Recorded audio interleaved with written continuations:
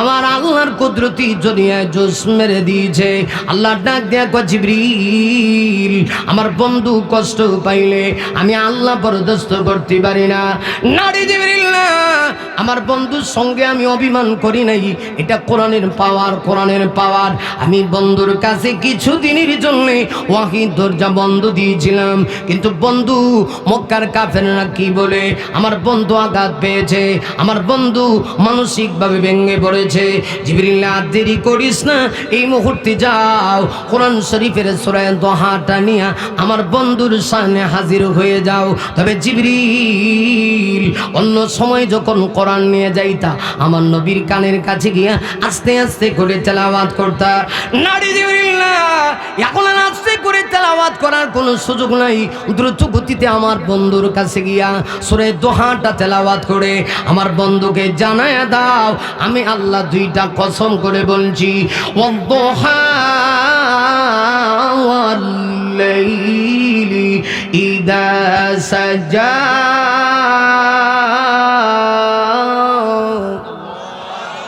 আরো জোরে বলা যাবে কি আল্লাহু আকবার? আরো জোরে জোরে আওয়াজ করে বলেন আল্লাহু আকবার। জিবরিল, আমার বন্ধু কষ্ট পেয়েছি, জানে দাও আমি আল্লাহ দুইটা শপথ করছি। সূরার নাম দোহা, আল্লাহ শপথ করেন দোহার। 2 নাম্বার হলো আল্লাহ বলেন ওয়াল্লাইলি ইদা সাজা, আমি লাইলে সাজার কসম করছি। দুইটা শপথ আল্লাহ করলেন, একটা হলো দোহার শপথ। দোহা মানে কি?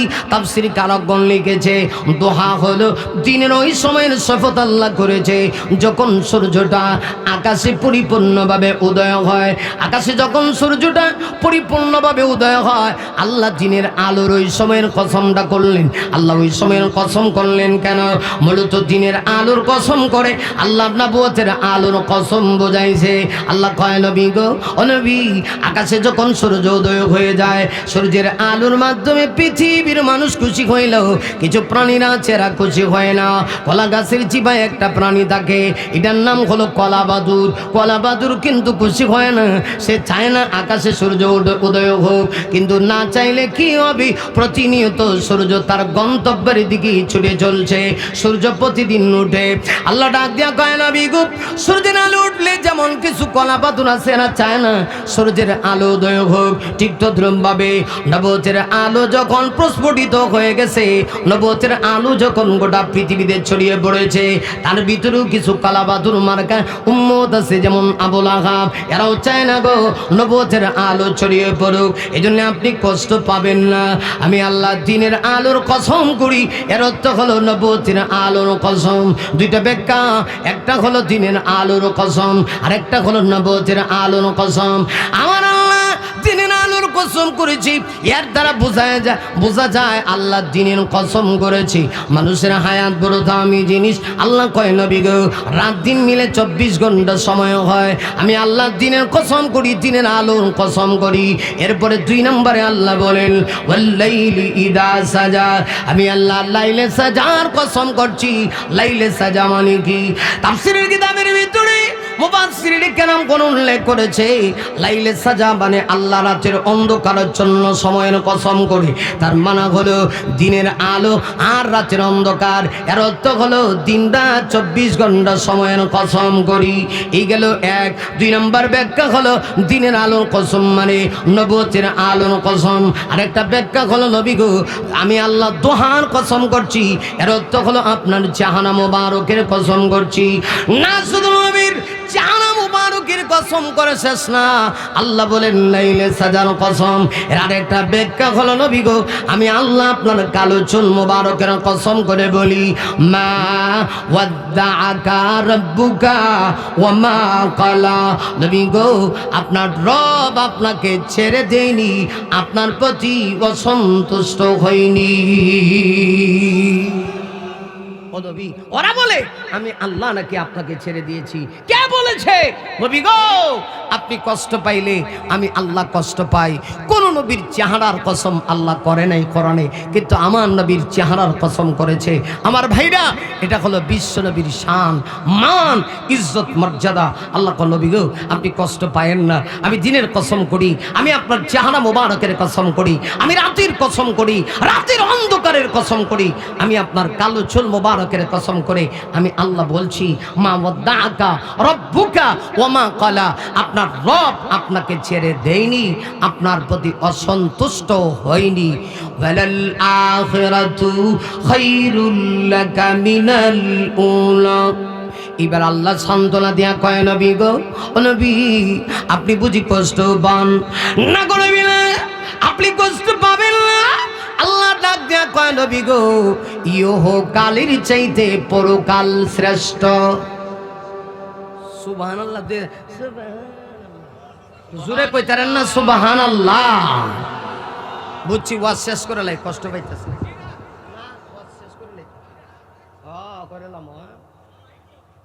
গামটা মুচ্ছিল। এটা আপনাদেরকে দেখাইলাম, মোটামুটি একটু লাইনে গিয়ে ওয়াজ শেষ করতে হবে। আর আধা ঘন্টা সময় যাইবনি। মারহাবা কন, আরো চিৎকার মেরে কন মারহাবা। মাঠ তো অনেক সুন্দর হয়েছে, যারা দাঁড়ায় আছেন এরা যদি একটু বসতেন, আমি দিল থেকে দোয়া করে দিব, দিল থেকে বললাম তো, বিনা টাকায়। আর ভাই, আমরা যদি জানি এমনও হইতে পারে আজকে আপনার জীবনের শেষ হায়াত, এটাকে কাজে লাগান বাবা। ঢুকেন, আরে ঢুকেন, মারহাবা কর, আর জোরে কন মারহাবা। আমি আইসা মাঠের যে দৃশ্য দেখছি, দেখে আমি কইতেছি এই মানে ওয়াজ করবো আল্লাহ। আর এখন মোটামুটি একটা পরিবেশ আসছে, মারহাবা কর। আমরা সিলেটি মানুষের অভ্যাস আছে একটা, যদি আমি ঢাকার থাকি, ঢাকার কিন্তু আবাদ দেয়া, ঢাকার কি আবাদ দেয়া। ঢাকা গেলে দেখবেন বাইরের লোক বেশি, ঢাকার লোক কম। সব নোয়াখাইল্লা, বরিশাল্লা। আমার যে সহকারী হের বাড়ি বরিশাল বোলা। মারহাবা কর, আর জোরে কন মারহাবা। হেরে দেখলে কইবেন পুরা সরমনে ফিসা বুজুরের মতো ফটোকপি। মগবাড়ি বরিশাল, মারহাবা কর। হ্যাঁ, যাই হোক, এই দাঁড়াই থাকেন কা বাবা, বিচ্ছে ঢুকেন না, বিচ্ছে ঢুকে যান গা। আর আগামীকালকে শেষ দিন। আজকে অনেকে ভাবতেছে প্রথম দিন ওয়াজ না শুনলেই কি, কিন্তু আলহামদুলিল্লাহ যথেষ্ট লোক হয়েছে। মারহাবা, চিৎকার মেরে জোরে আওয়াজ করে করেন মারহাবা। মাশাআল্লাহ। এই কয়দিন আগে পাবনাতে একটা প্রোগ্রাম ছিল, ঈশ্বরদী থানা, এটাও ইসলামী আন্দোলনের এলাকা, অনেক লোক, ইসলামিক মাইন্ডের লোক আছে। এই মাহফিলটাতে অন্তত আমি 7 বার গেছি। ঢাকার এক বক্তা হেদায়েতুল্লাহ আজাদি আর আমি, উনি আমার চেয়ে তারা বেশি গেছে, 12-13 বার, আমি 6-7 বার গেছি। কিন্তু এই বছর গিয়ে আমি আশ্চর্য হয়েছি। আমির হামজা সাহেবের দাওয়াত দিয়েছেন আমারে, অন্তত লোক হবে যে প্যান্ডেলটা করছে 30 থেকে 35 হাজার, কিন্তু গিয়ে দেখি 300-400 লোক সামনে বসা। আমি তো দেখে মানে একেবারে জিব্বা দাঁতের সাথে লাগিয়ে গেছে গা। সোলেমান ভাইয়ের প্রোগ্রাম, জিজ্ঞেস করলাম ভাই এই অবস্থা গা, কয় না এখন আর মানুষ ওয়াজ শুনতে চায় না। আলহামদুলিল্লাহ। কিন্তু আমি যখন বইছি মোটামুটি একটা মাঠ, একটা সিস্টেম আইছে, কথা বুঝেন নাই? তো যাই হোক, সিলেটের মানুষের আবার একটা অভ্যাস, সেটা হলো এরা বক্তা চিন্না ওয়াজ শোনে, মারহাবা কর। এরা বক্তা চিনতে পারে এবং ওয়াজ বোঝে, বোঝার মতো যোগ্যতা আল্লাহ তাদেরকে দিয়েছে, মারহাবা কর। আমার নবীকে আল্লাহ সান্ত্বনা দিয়ে কয়, নবী গো, নবী, আপনি কষ্ট পায়েন না। ওয়ালাল আখিরাতু খায়রুল লাক, আপনার জন্য দুনিয়ার চাইতে আখিরাত উত্তম। সুবহানাল্লাহ, জোরে কন ওয়ালাল আখিরাতু খায়রুল লাক। নবীকে আল্লাহ সান্ত্বনা দিয়ে কয়, নবী গো, আপনার জন্য আখিরাত খায়ের, আপনার জন্য খায়রুল লাকা মিনাল উলা, প্রথম জগৎ থেকে মানে ইহকাল থেকে ওয়ালাল আখিরাতু খায়ের, পরকাল উত্তম। আর আমরা হইলো যে দুনিয়া দরকার, আমারই দরকার, কারণ দুনিয়া লাগবে, তবে আখিরাত চেয়ে বেশি না। মানে আমরা এই কথা কইলে অনেক লোক হুজুর ওয়াজ করে টেয়া কম নিতারেন না, তাহলে এত টেয়া নেন কার লেগা? কি পরিমাণ টেয়া আপনারা আমার দেন? আমার 1 টাকার এক ঘটনা লইয়া সারা দুনিয়া দিছে ভাইরাল করে। অলরেডি অনেকের কাছে মনে হয় এটা বুঝে গেছে। যেহেতু কথা প্রসঙ্গে আসছে একটু বলেই ফেলি। আমি লাইভে বুঝাইলাম কি, আর জাতি বুঝলো কি? আর আমার স্বজাতীয় ভাইরা আমার কি পরিমাণ গালি দিছে আল্লাহ রে। হেরা মনে করছে গালি দিলে মনে হয় তায়ের ভরে একটু ডেবে যাবে গা। এখন আমি দিকে রাস্তায় দিয়ে হাঁটতে গেলে হুজুর, ও আমনে আসসালামু আলাইকুম। তো ভাই, এই কাম জীবনও করেন না। আমরা আলেমদের প্রতি একে অপরের প্রতি ভালোবাসা থাকতে হবে। আমি যে ভিডিওটা করছিলাম মূলত টাকা না, যে আমার 2000 টাকা কম দিছে এই কারণে। মাহফিল কমিটি আমার সাথে প্রতারণা করছে। যেভাবেই হোক আপনাদের পুরো লাইফটা দেখে তারপরে মন্তব্য করার দরকার ছিল। তা আমি তো বুঝি নাই যে এই লাইভ দিলে যে লাখ লাখ কোটি কোটি মানুষ এটা দেখবো। আমার সিলেটের ভাইরা, হারে কত কষ্ট করলাম, আমার এখনো স্মরণ আছে। বিশ্বাস, এটা আপনাদেরকে মহব্বত করে বলতেছি, আবার মাইন্ড করেন না, ভালোবাসার কারণে। এখানে আসলে আমার কথা আসে। এই বড়লেখা দক্ষিণবাগ মনে হয় আপনাদের এখান থেকে 200-400 কিলোমিটার দূর না? খুব কাছে, খুব কাছে না? যেদিন আমি কাজীর বাজার মাদ্রাসায়, এই ভিডিও ম্যানেরা উঠাও, যেদিন আমি কাজীর বাজার মাদ্রাসায় প্রিন্সিপাল হাবিবুর রহমান রহমতুল্লাহ আলাই 2013 সালে দস্তারে ফজিলত দিচ্ছেন ছাত্রদেরকে পাগড়ি, আমি তখন কাজীর বাজারে দাওরা হাদিসের ছাত্র। তখন আমার সেদিন 2013 সালে এই দক্ষিণবাগ অঞ্চলে আমার 2টা প্রোগ্রাম ছিল। কোরআন শরীফ সাক্ষী, আমি যদি মিথ্যা কথা বলি আল্লাহ যেন আমার জিহ্বাটা কেটে দেয়। কিন্তু দুঃখ লাগছে আমার সিলেটি ভাইরা, আপনারা না বুঝে আমাকে নিয়ে মন্তব্য করলেন। মাহফিলে আসছিলাম, আপনারা আরো সহজ করে বললে বুঝবেন। এই এলাকার এখন নতুন এক বক্তা আছে, হাফেজ আনসারুল হক মাঝহারি, মোটামুটি টুকটাক ওয়াজ করেন। হ্যাঁ, যাই হোক, এই তখন সে আমার বয়সে ছোট, আমি তার ছেলে বড়। সে আমাকে মাহফিলে আনছে। সেদিন আমি 2টা মাহফিল করছি, একটা মাহফিলও হাদিয়া পাইছি না। আমি আজকে 2025 সালে বলতেছি, আমি আসতে চাইছিলাম না, কারণ সেদিন আমার মাথায় পাগড়ি উঠবে। পাগড়ি যে প্রিন্সিপাল হুজুর একেবারে 10টার সময় কারেক্ট টাইমে দিয়ে দিবে, এটা আমার জানা। আমি ভাবছিলাম মনে হয় 12টা 1টার সময় দিবে। মোটামুটি আমি গিয়া পাগড়িটা গ্রহণ করবো। এটা আমার জীবনের জন্য কত গুরুত্বপূর্ণ ইম্পর্টেন্ট সময়, একটু চিন্তা করছেন? আল্লামা জুবায়ের আহমদ আনসারী রহমাতুল্লাহ স্টেজে বসা, অসংখ্য আলেমরা বসা, ঠিক ঘড়ির কাটায় কাটায় 10:30টায় হাজারো ছাত্রের ভিতরে প্রিন্সিপাল হুজুর, আমার মতো গুনাহগার, আমি ছাত্র যে খুব ভালো এরকম না, কিন্তু আমার নামটা ওনার মুখ দিয়ে বের হয়েছে। পাগড়ি দেওয়ার সময় বলছেন, আমার হাফেজ দেলোয়ার কই, আমার সম্পদ, হেরে আমি পাগড়ি দিতাম। তখন আমি সিলেটের কিন ব্রিজে, কোরআন ব্রিজে। সেদিন আমি এত কষ্ট পাইছি, 2টা মাহফিল করছি। একটা মাহফিলে আমার একটা চেক ধরায় দিছে, ছাত্র মানুষ, তখনও ছাত্র, 2013 সালে কথা বলতেছি। এই আনসার ভাই কষ্ট পাইছে। এখন সেদিন আমার বিরুদ্ধে লেখালেখি হওয়ার পরে সেটা লেখছে স্ট্যাটাসে। এক লোক ওয়াজ করার পরে একটা আমারে, মানে খারাপ কিছু বলছি না, বোঝানোর জন্য বলছি, আমাকে বানাইছে সারা বাংলাদেশে। কি জানেন আমারে কয়, কোনটা কি? আরে বেটা, আমি কি উইরা জুড়ে বুইরা ওয়াজে উঠছি? আমার নিজের বয়স হয়েছে 34 থেকে 35 বছর, ওয়াজ করি 20 বছর যাবত। এটা আমার অহংকার না। আমি যদি ঢাকায় বলি জুবায়ের আহমদ আনসারীর সাথের বক্তা, ছায়া কয় কিতা কয়নি না। আমার জীবনে আমি জুবায়ের আহমদ আনসারীর সাথে স্টেজে এত পরিমাণ ওয়াজ করছি, বাংলাদেশে আর কোনো বক্তার সাথে আমার এত পরিমাণ ওয়াজ হয় নাই এই সিলেটের মাটিতে। তো আমার কথা হলো, সেই দিন আমি যে 2টা মাহফিল করলাম, একটা মাহফিলে আমার একটা এই যে কি করে না, ব্যাংকের চেক ধরাই দিছে, পরে গিয়ে দেখি ব্যাংকে টাকা হয় নাই। আরেক মাহফিল থেকে আমার 2200 টাকা হাতিয়ে দিছে। আমি নারাজ না, আমি যেই কথা বোঝাইতে চাই, প্রিয় ভাই, আমাকে বানাইছে ধান্দাবাজ। ফেসবুকে লেখে আমি কন্টাকে, এই সেই আবি যাবি।